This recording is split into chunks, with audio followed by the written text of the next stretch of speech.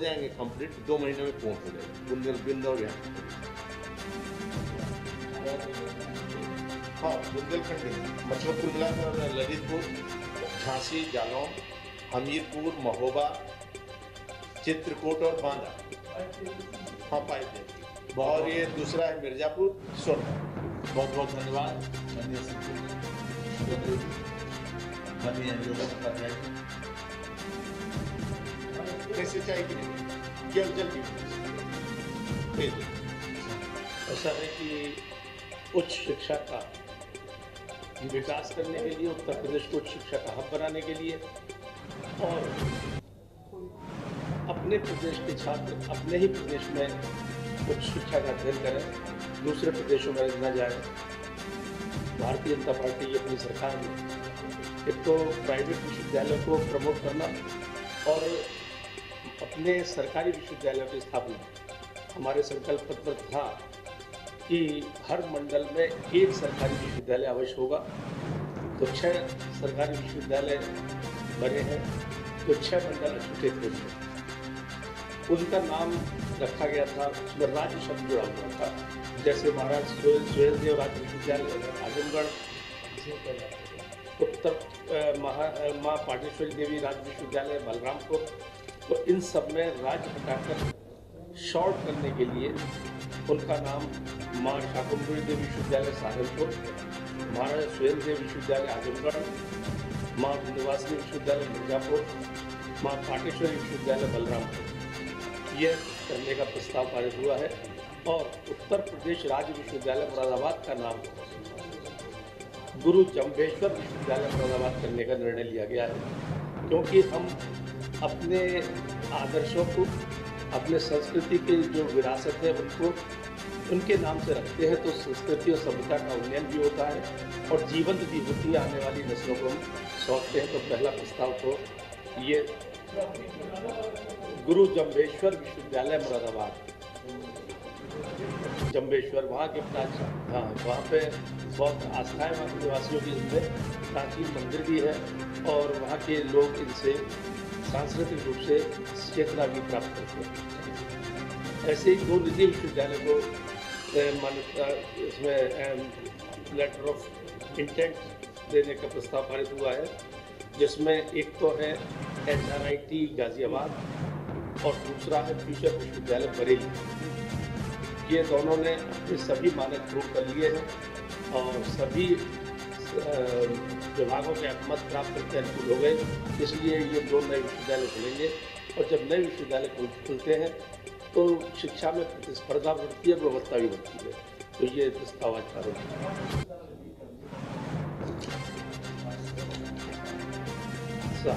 माँ शाकुंभरी राज्य विश्वविद्यालय सहारनपुर, महाराजा सुहेलदेव राज्य विश्वविद्यालय का नाम महाराजा सुहेलदेव विश्वविद्यालय आजमगढ़, माँ विंध्यवासिनी विश्वविद्यालय मिर्जापुर जो अब वर्तमान नाम हो जाएगा, माँ पाटेश्वरी देवी विश्वविद्यालय बलरामपुर, गुरु जम्भेश्वर विश्वविद्यालय। बहुत बहुत धन्यवाद माननीय शर्मा साहब से जो करेंगे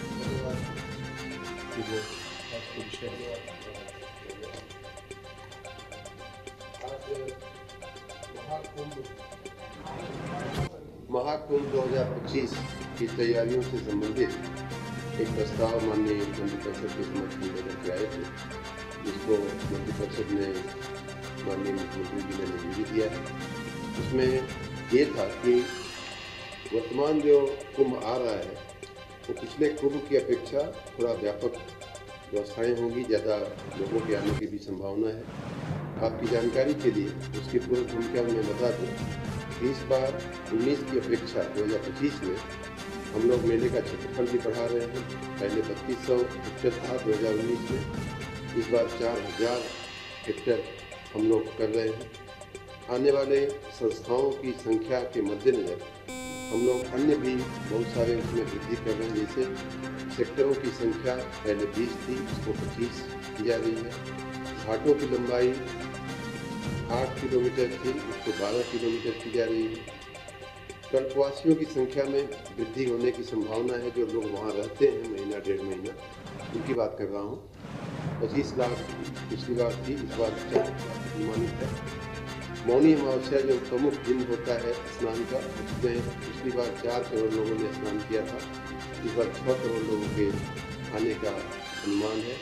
संस्थाएं भी जो वहाँ अपना अपना कैंप लगाती हैं, ऐसी संस्थाएं 2019 में 5,721 थी, उसकी जगह इस बार 10,000 संस्थाओं का अनुमान है। इन सारे लोगों के समावेश के लिए, सारी जो भीड़ आएगी उसके व्यवस्थापन के लिए पुलों की संख्या बढ़ाने की आवश्यकता बढ़ रही है। पॉन्टून पुल आपने देखा होगा, बड़े बड़े जो वो पाइप की बनते हैं, तो पिछली बार 22 थे, इस बार 23 किए जा रहे हैं। इसी प्रकार से जो पुलिये होती हैं छोटे छोटे स्टैंड वाली, उनकी संख्या पिछली बार 357 थी, उसे बढ़ा करके 457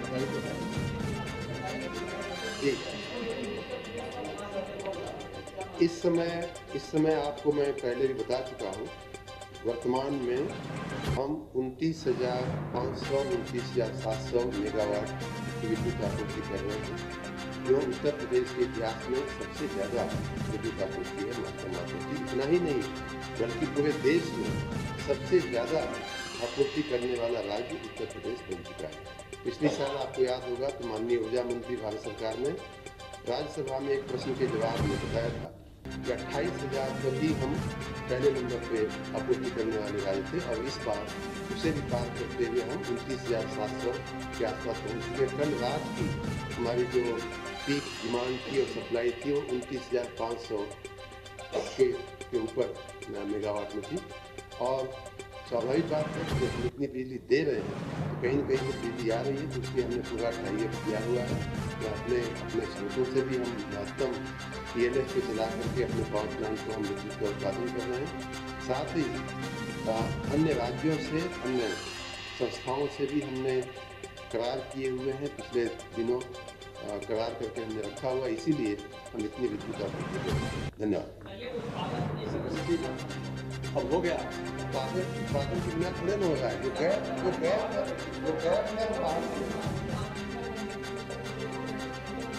आपको आपकी जानकारी के लिए NTPC के सहयोग से आपको याद होगा कि हमने गोगरा में और अंतरा में 2 पावर प्लांट बनाने के लिए माननीय मंत्रिपरिषद की मंजूरी दिया है, और उस पर काम चल रहा है। बहुत बड़ी मात्रा में हम नया विद्युत उत्पादन की शक्ति उत्तर प्रदेश में जोड़ने जा रहे हैं।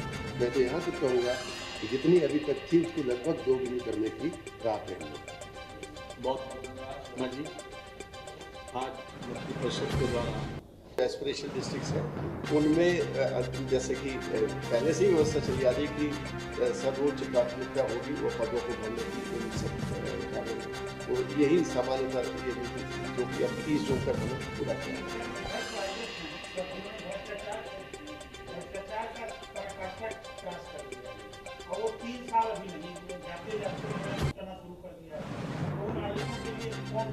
नहीं, देखिए ऐसा एक तो स्पष्ट करते कि सचिवालय को पार करने के लिए नीति नहीं होती, क्योंकि यहाँ स्टेबिलिटी की बात है। लेकिन जनपदों में तो 3 साल से पहले भी प्रशासनिक आधार पर ट्रांसफर किया जा सकता है और किया जाएगा अगर ऐसी कोई शिकायत आती है, पुष्टि होती। अब व्यक्तिगत इशू पे तो मैं नहीं बात करूँगा।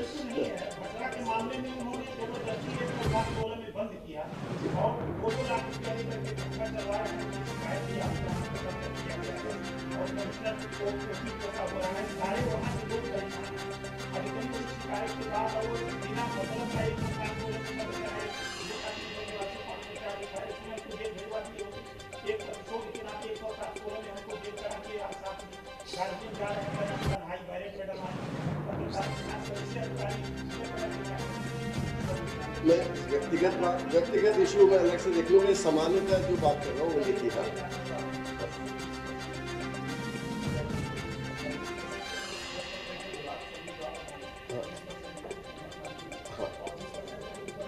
सबको क और ख में 20% से ऊपर अगर जाना हो तो माननीय मुख्यमंत्री जी की अनुमति लेनी। ग में सामान्यतः माना जाता है कि नहीं होगा, अगर ऐसी स्थिति बढ़ी तो माननीय मुख्यमंत्री तक ही जाएगा, लेकिन अपेक्षा नहीं होती कि इतनी बड़े साल पर हो तो माननीय मुख्यमंत्री दोनों उसके ऊपर था। बिल्कुल। हाँ नहीं, ऐसा है ना कि जहाँ पर ऑनलाइन व्यवस्था पहले से चल रही है वहाँ तो चलेगी। बाकी समूह ग और भा के लिए हम लोगों ने कहा है कि जो मानव संपदा पे जो मेरिट बेस्ड ट्रांसफर है व्यवस्था, उसको यथासंभव सब लोग उससे ही करें, जिससे कि पारदर्शिता बनी रहे। लेकिन क और खा के लिए तो क्योंकि उसमें तो बहुत चीज़ें और देखनी पड़ती हैं, वो ऑनलाइन व्यवस्था नहीं है। नहीं, जो पहले थे वही जैसे हैं वैसे हैं। नहीं, ये पहले भी लिखा जाता था, आपको मतलब पिछले साल भी था कि जैसे कई बार होता है कि अगर 20% से ऊपर में कुछ लोग ऐसे हैं जो 3-3.5 साल के हैं, कुछ 5 साल के हैं, और तो हमें पहले पुराना के लेना पड़ेगा। ऐसे ही जो समूह गाँव में है कोई लिमिट नहीं है कि 3 साल 7 साल, उसमें लिमिट नहीं है। उसमें मान लीजिए आपके यहाँ 18